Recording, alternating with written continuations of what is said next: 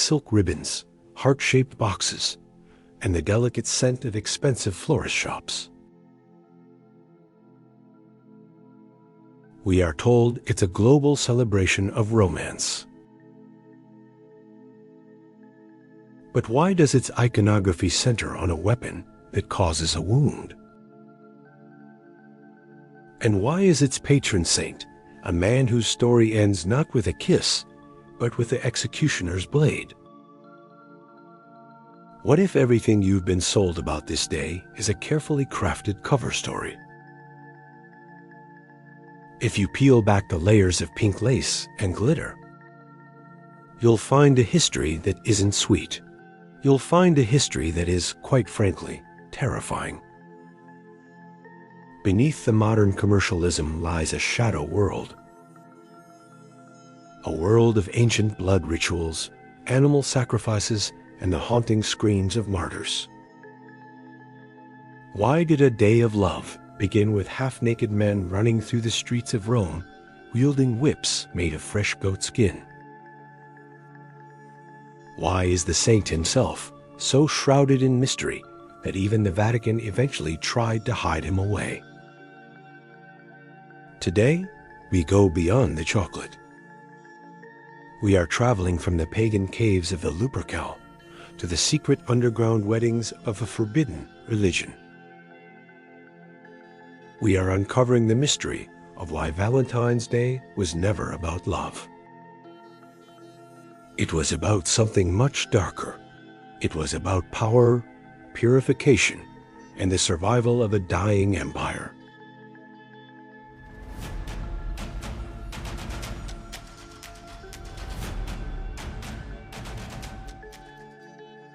To understand the true roots of this day, we must travel back 2,000 years, deep into the heart of ancient Rome. Forget the flower shops. Our story begins in a dark, damp cave at the foot of the Palatine Hill. This is the Lupercalia. According to legend, this is where the she-wolf nursed Romulus and Remus, the founders of Rome. Every year, between February 13th and 15th, the city transformed. They didn't call it Valentine's Day. They called it Lupercalia. This wasn't a holiday for the faint of heart. It was a purification ritual, a desperate attempt to ward off evil spirits and the curse of infertility. Even the name of the month, February, comes from februare, to purge. Romans believed the spiritual grime of winter could only be washed away with blood. Enter the Luperci. These were an order of priests, often young aristocrats.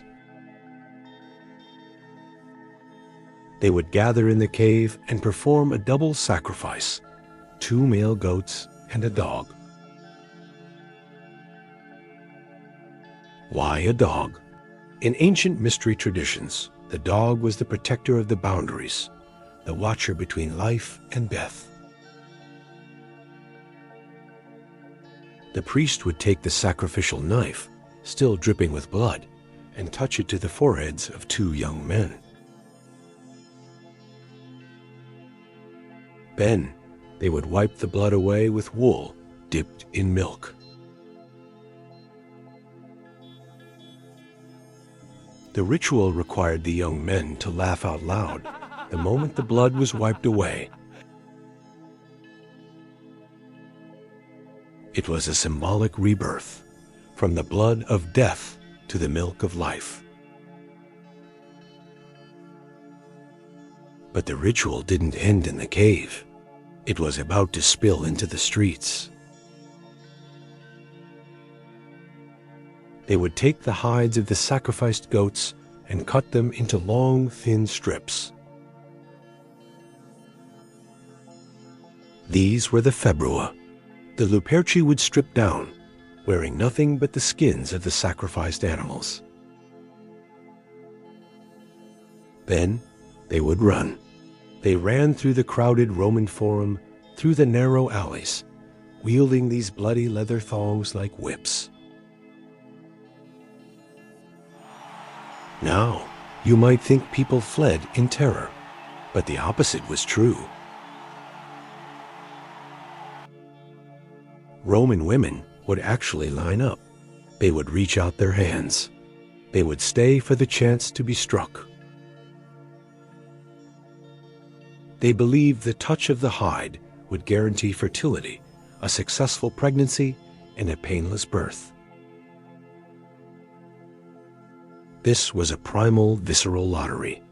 Later in the evening, names were drawn from jars to pair couples together for the duration of the festival. This wasn't romance as we know it. It was a survival ritual for a city built on the glory of the sword. Looking at this history, do you see Valentine's Day as evolution or disguise? Lupercal or lace? Curious minds tell us below. If you love unmasking the hidden gears of history, hit that subscribe button. We are just getting started. So, how did we get from this bloody, public spectacle to a private, romantic saint? The answer lies in one of the greatest rebranding campaigns in history.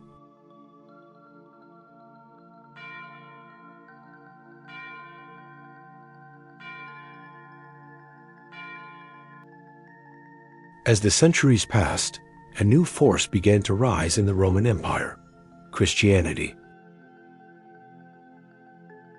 To the early Christians, the wild, half-naked rites of Lupercalia were an abomination. But the people, even the newly converted ones, didn't want to give up their February festival. The church needed a hero. They needed a figurehead to replace the wolf priests. They found him, or rather, they found them. Who was the real Saint Valentine? The Vatican's own records are a maze of confusion. Not one, but 3 different martyrs named Valentine, all dying on February 14th in different parts of the empire. Was he a Roman priest? A bishop from Terni? A forgotten martyr in Africa? The church itself couldn't decide. Let's look at the most famous legend, the Roman priest. The year was approximately 270 AD. Emperor Claudius II, known as Claudius the Cruel, was in power. Rome was constantly at war. Claudius had a theory. He believed that single men made better soldiers than married ones. He believed a man with a wife and children would be soft on the battlefield. So, he did the unthinkable. He banned marriage for young men. But the priest Valentine saw this as a violation of the divine order. He secretly performed marriages, a bootlegger of love, in an empire that forbade it. When the emperor found out, Valentine was dragged before the prefect of Rome. He wasn't given a fair trial. He was beaten with heavy clubs and then beheaded. But before the sword fell, the legend says he left a mark. While in prison, he had befriended the blind daughter of his jailer, Asterius. Legend says his faith healed her sight. On the day of his execution, he sent her a farewell note. He signed it, "From your Valentine." It's a beautiful, poetic ending. But here is the mystery part. It's a perfect, poignant origin story. But for historians, its perfection is the problem. This specific romantic tale doesn't appear in any record until centuries after his death. This raises the chilling possibility. Was Saint Valentine less a historical figure and more a narrative tool, a sympathetic mask placed over the bloody face of Lupercalia to make it palatable to a new Christian world? Historians ask, was this a real man, or was this a pious legend? A story carefully crafted centuries later to give the people a Christian reason to keep their mid-February party? Was Saint Valentine a man or a mask? In 1969, the Church actually removed Valentine from the general Roman calendar. They essentially said, "We know he was a martyr, but we have no idea what he actually did."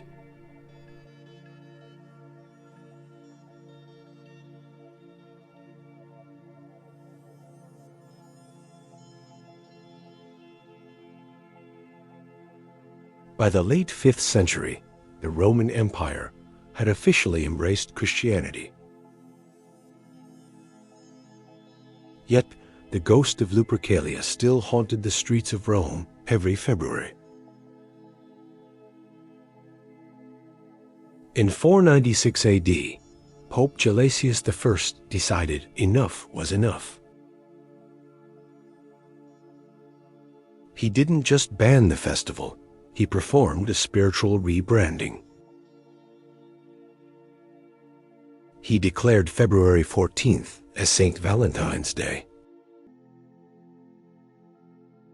This was a masterclass in cultural psychology. The Church took the bones of a pagan fertility rite and wrapped them in the skin of a Christian martyr. We see this pattern throughout history, and even in the Bible. The concept of taking something common or profane and trying to set it apart as holy. Just as Christmas was positioned to eclipse the winter solstice, and Easter was timed to coincide with spring rebirth festivals. Valentine's Day was the Church's attempt to sanitize human desire. The Church traded the bloody whip for the sacred vow. But human nature is a stubborn thing. You can change the name of the holiday, but can you ever truly kill the spirit of the Lupercal? Let's see if you've been paying attention to the names in our story. Which Roman pope is credited with officially Christianizing this date? A. Pope Gregory the Grey, B. Pope Gelasius I, or C. Pope Urban II.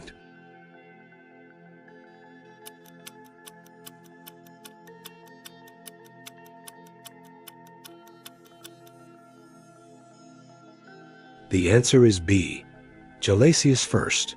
If you got it, you're becoming a master of mystery. And then there is the mascot. The chubby-winged baby with the bow and arrow. In our modern world, Cupid is a harmless cartoon on a Hallmark card. But in the ancient world, he was Eros, and Eros was anything but cute. To the Greeks and Romans, falling in love wasn't a choice. It was a veia mania, a divine madness. Eros was a primordial force of nature. He didn't give you butterflies. He struck you with an arrow that caused a fever, a spiritual sickness, and an obsession that could destroy kingdoms. Think of the Trojan War. It wasn't until the 1300s, nearly 1,000 years, after the saint died, that the holiday became romantic. The poet Geoffrey Chaucer wrote a poem claiming that birds chose their mates on Valentine's Day. Suddenly, the decapitated martyr and the bloody wolf priests were forgotten.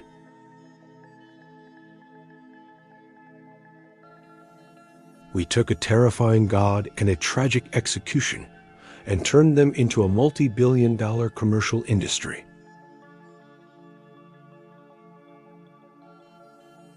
So, why does it matter? It matters because it reveals the truth about us.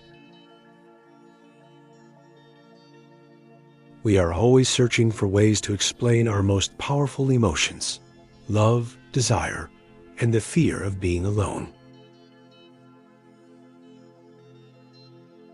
We take the chaos of the past and try to put a bow on it. Valentine's Day wasn't born in a heart-shaped box. It was forged in the fires of pagan Rome and the blood of the early church. It is a holiday of transformation. So the next time you see a red rose, look past the petals.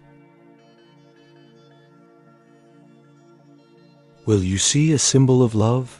Or a reminder of the blood, the strategy, and the ancient human fears that it was designed to conceal?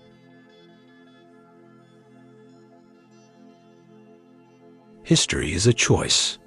You can accept the lace, or you can seek the truth beneath it. Thank you for joining us for this deep dive into Valentine's Day.